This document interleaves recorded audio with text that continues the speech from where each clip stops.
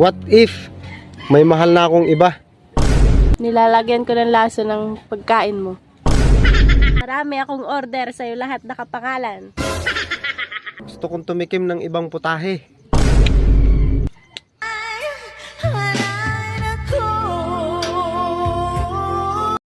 So yun, hello guys. Maglalaro pala kami ngayong mag-asawa ng what if. Kasi trending na trending yung what if. Walang asaran to, walang pikunan. Siyempre, ladies first. So, ikaw na mauna. What if nilalagyan ko ng laso ng pagkain mo? Totoo yata yun.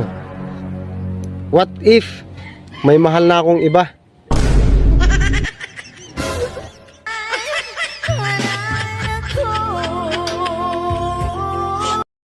What if marami